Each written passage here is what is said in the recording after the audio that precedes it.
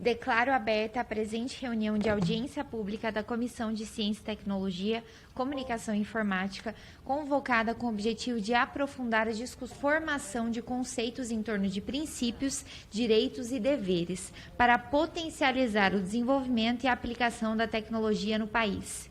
Esta audiência pública está sendo realizada em virtude da aprovação dos requerimentos de número 75 e 85 de 2021, ambos de minha autoria, subscritos pelo deputado Newton Tato. Informamos que, em atendimento aos mesmos requerimentos, está prevista a realização de outra audiência pública sobre o tema, no dia 30 de agosto, com demais convidados. Passamos, então, aos esclarecimentos que nos nortearão nessa audiência pública. Os procedimentos a serem adotados na condução dos trabalhos serão os seguintes. Cada palestrante terá 10 minutos para fazer a sua exposição, não sendo permitidos apartes. Encerradas as apresentações, será concedida a palavra aos parlamentares inscritos, por até 3 minutos. Os palestrantes disporão do mesmo tempo para a resposta. Informo que esta reunião está sendo transmitida ao vivo pela internet, em formato interativo. Inclusive, a gente já tem vários cidadãos participando conosco da audiência, nos mandando perguntas, solicitações. Muito obrigada pela participação de vocês. E também ela pode ser acessada pela página da comissão no portal da Câmara ou pelo YouTube, no canal oficial da Casa. Também na página da comissão, que está disponível o link para o portal E-Democracia, onde é possível enviar perguntas, então, aos palestrantes. Após a audiência, as apresentações em multimídia serão disponibilizadas para consulta na página da comissão.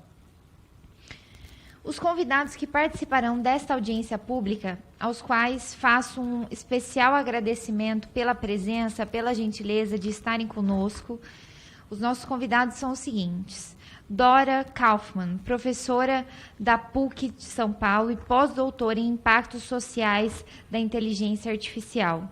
Giovanna Carlone, gerente global de política de privacidade do Centro para a Liderança de Política de Informação da Hampton Andrews Kurt.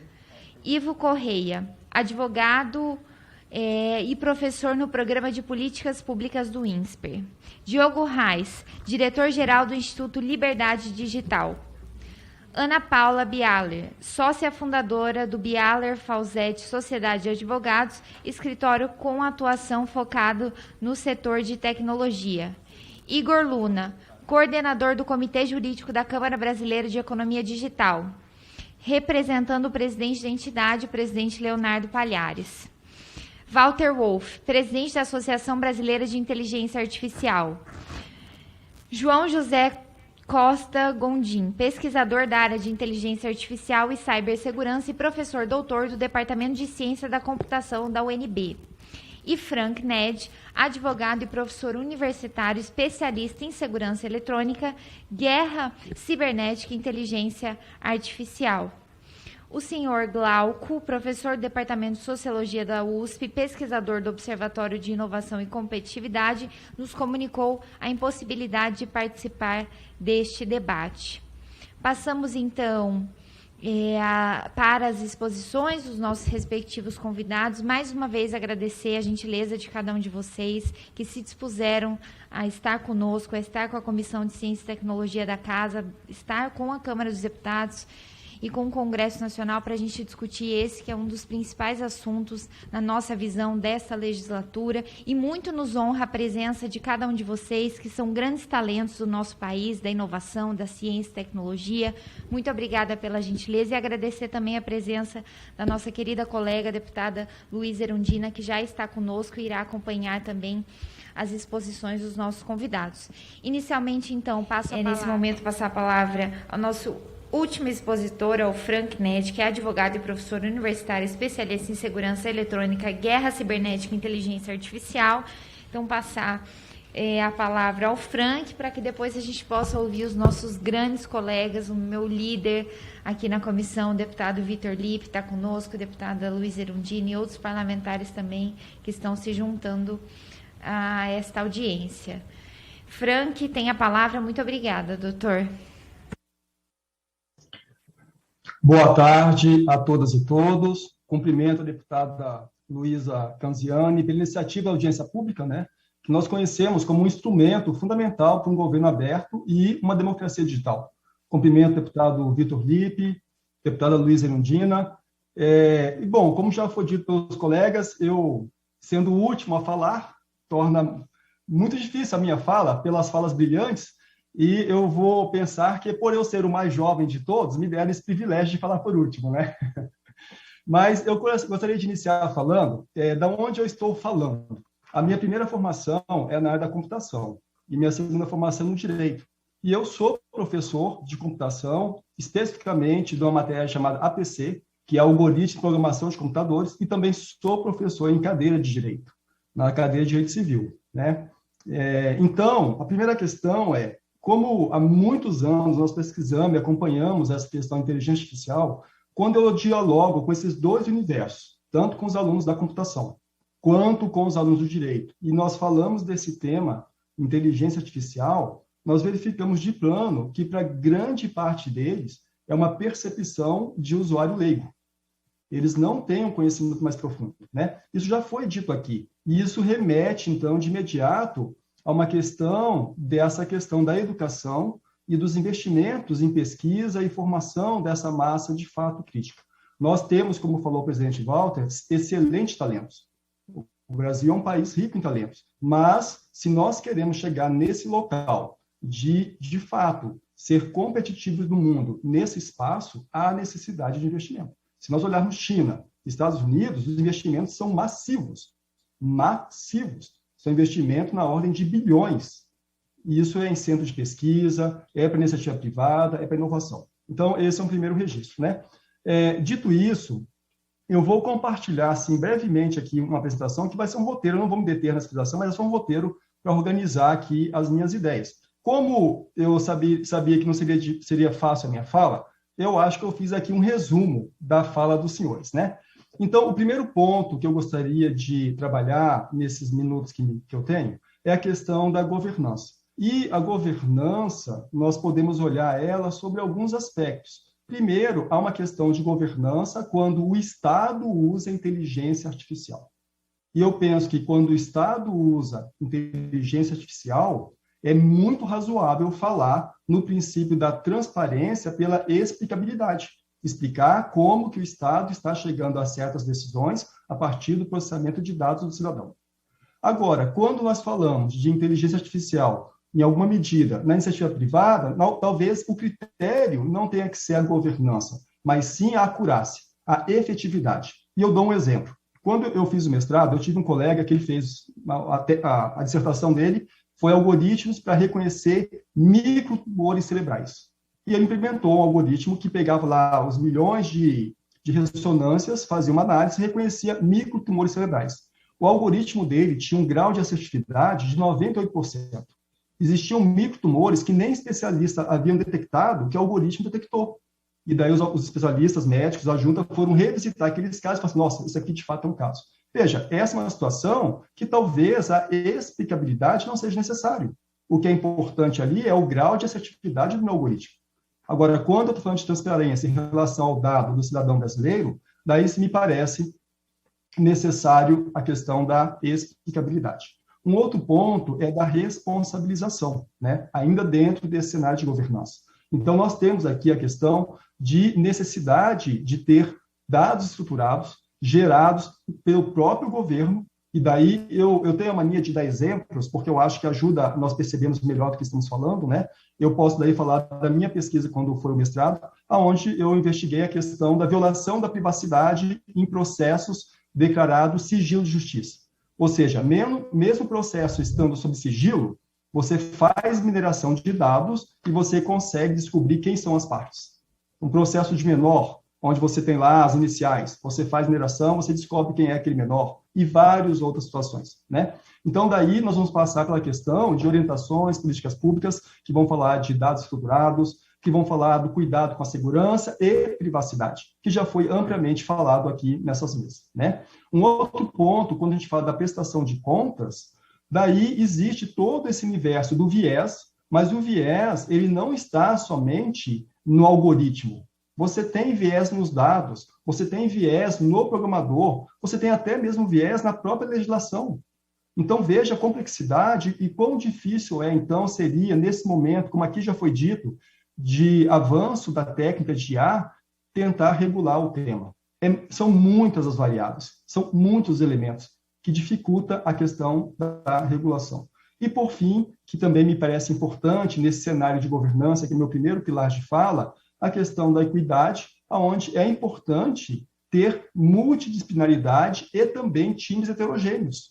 Hoje nós temos, já foi dito também aqui, massivamente os programadores são homens e massivamente são brancos. Então, essa questão da mescla heterogênea é fundamental, até mesmo para poder enfrentar alguns dos aspectos do viés. Então, esses são alguns elementos da governança, né? Eu passo para o meu segundo ponto, que daí, já dialogando um pouco com a questão da regulação, que talvez seja uma boa estratégia pensar na ideia de um sandbox, que já foi comentado também aqui. Dentro desse princípio, um sandbox ele permite uma flexibilidade legislativa.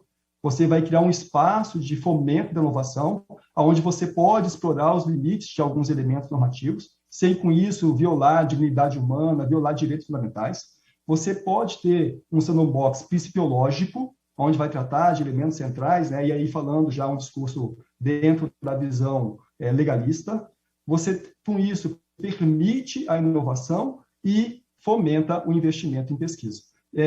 Aqui, já foi dito também isso, nós temos um ordenamento jurídico no Brasil. Tanto a Constituição como outras normas, elas garantem a não violação, por exemplo, da dignidade humana.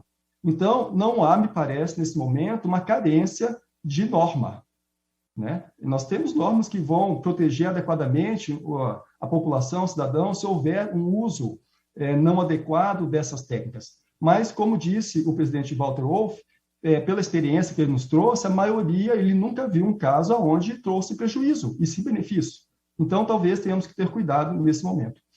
Eu quero falar agora um pouquinho sobre esse tema de mentes artificiais, porque eu falei, vou falar sobre mentes artificiais, que é meu campo de pesquisa, porque eu imaginei que ninguém falaria sobre isso. Então, eu falei, eu tenho que falar uma coisa diferente, né? Mas não só por isso. Mas o professor Gondim, ele falou do artigo do Alan Turing, né? O Computer, Machine and Intelligence. E este artigo, ele foi publicado em 1950 na principal revista, ou numa das principais revistas de filosofia, chamada Minds, que é uma revista de filosofia dentro de um campo da filosofia da mente. E por que eu estou falando disso e o que tem a ver mentes artificiais? Mentes artificiais está dentro de um campo de pesquisa da filosofia da mente, que é meu campo atual de pesquisa, e basicamente o que um pesquisador nessa área faz, nós pensamos sobre a natureza do pensamento, da inteligência e da cognição. E daí eu começo a dialogar com campos de pesquisa que estão em construção, onde você dialoga com questões como, poderia um algoritmo ter algum tipo de consciência? E nós temos diversos tipos de consciência. Nós temos consciência emocional, nós temos alta consciência, nós temos consciência coletiva, nós temos consciência afetiva, algumas fatos da nossa vida são mais caros a nós, a consciência ou a memória tem temporalidade, e tudo isso nós enxergamos dentro dos algoritmos. Então, o que eu quero dizer é que está florescendo campos de pesquisa nas mais diversas vertentes e nas mais diversas áreas. E uma legislação, talvez, ela possa ter o risco de, em alguma medida, dificultar certos espaços de pesquisa, se ela não for bem estruturada. E eu fecho a minha fala com assim, 4 pequenos alertas, né? A primeira questão é a ideia do soft power. Nós temos que, talvez, imaginar que alguns países, quando começam a fazer uma pressão legislativa, isso pode ser uma forma de um poder suave, um soft power, querendo pressionar que nós façamos também uma legislação e, com isso, engessar ou limitar a nossa atuação. Enquanto eles que já estão no espaço de mercado com fomento muito mais avançado, vão continuar crescendo muito mais e nós, de repente, podemos ficar engessados dentro de uma legislação. Então, não podemos perder de vista que, olhando globalmente, a pressão internacional para uma legislação, ela é uma espécie de soft power. Então, isso é uma questão que me parece importante, né? Uma outra questão que eu botei aqui mais vezes, nós estamos diante de muita inovação tecnológica. Daqui a pouco vai estar o 5G aí no mercado. Isso vai trazer uma quantidade de dado, uma variedade, uma velocidade, os senhores conhecem quem é técnico, né? Muito maior. Então, de novo, uma legislação talvez possa gerar alguma dificuldade em explorar, em acessar e utilizar esses dados todos, que vão massivamente estar presentes nos mais diversos dispositivos. Também, dentro dessa questão de pontos de alerta, é que dentro dessa ideia de uma legislação internacional e de software power, o quanto isso não pode estar dialogando com um imperialismo ou um colonialismo de dados, nos colocando numa posição somente de geradores de dados, e não efetivamente de um player nesse mercado, né? E, por fim, o que já foi dito aqui, a questão de ter uma agenda de políticas públicas. Nesse sentido, estamos falando de investimento, estamos falando de educação, estamos falando de letramento. Então, se eu pudesse, em alguma medida, pelo que nós estamos acompanhando no mercado, pesquisando, orientando pesquisadores também, me parece que uma das questões mais urgentes, e daí sim o Congresso tem esse papel, né? A Câmara, o Senado pode exercer esse papel, é a destinação de investimentos massivos para as áreas de pesquisa e para a iniciativa privada. Porque se nós, de fato, queremos ocupar esse espaço de destaque, que todos aqui estão falando, que eu vejo ser dito na grande imprensa, isso dificilmente seria ocupado se não houver investimento. Somente com o nosso esforço, e o que eu vou falar aqui não é uma crítica, mas talvez uma constatação fática, nós seremos esse atleta que ficou em 4º lugar no arremesso de peso. Um grande potencial, mas treinou sozinho. E daí chegou em 4º lugar. Daí poderia ser o primeiro, talvez. Então, acho que é essa a mensagem que eu deixaria em relação à inteligência artificial. Agradeço a todas e todos pela atenção e fico à disposição da comissão e dos colegas para podermos debater sobre o tema. Obrigado. Doutor, muito obrigada pelas considerações. Sua fala, de fato, foi muito importante também para esta comissão. Muito obrigada pela gentileza. Enfim, foram várias exposições muito ricas. A gente agradece muito, em nome do nosso presidente Aliel Machado, né, a participação de cada um de vocês. Agradecer muito especialmente também ao Robson, nosso braço direito aqui da comissão, que está conosco, ao Cristiano, a Luciana, a Priscila, que estão nos dando todo o suporte para que a gente possa ter esse momento tão importante para essa discussão. Passar, então, a palavra nesse momento, vamos ver aqui ao Frank também para fazer suas considerações finais. Frank, tem a palavra, doutor. Tá, obrigado. Eu vou fazer uma breve consideração ao questionamento feito pela deputada Ângela Min, né, sobre o letramento digital. De fato, nós temos uma urgência também, entre outras, né, de fomentar o letramento digital. Eu destaquei aqui alguns pontos, à medida que a professora Dória foi falando. Essa proposta desse seminário, ela é de grande valia, é riquíssima. Criar esse espaço de aprofundamento, de reflexão, de ouvir outros setores e também, sim, sempre olhando o que os países que estão líderes na área estão fazendo ou fizeram, né? E daí, nesse sentido, no letramento digital, um outro exemplo que talvez possa dialogar com essa questão de olhar o que está sendo feito lá fora, o NIST, por exemplo, que é o Instituto Americano de Padrões, né? Na questão de cibersegurança, por exemplo, o senhor João Godinho é especialista, mas ele começou, há cerca de 10 anos atrás, toda uma estratégia ensinando cibersegurança para as crianças. O projeto era a Cibersegurança Kids, e gradualmente isso foi crescendo até chegar em programas de pós-graduação, de mestrado e doutorado. Ou seja, criou toda uma plataforma de fomentar, pensar a questão, sabendo já que a cibersegurança seria uma das grandes temáticas do futuro, como é, e foi preparando a sociedade para isso, né? Claro que talvez a inteligência artificial nós não tenhamos 10 anos. 10 anos é muito tempo para a inteligência artificial, nós temos que acelerar esse processo. Mas, dentro do letramento digital, tem coisas mais simples, né? Então, a questão de o que é uma sociedade em rede. Então, levar esse conhecimento às escolas, né? A questão da consciência, dos benefícios e dos riscos da rede.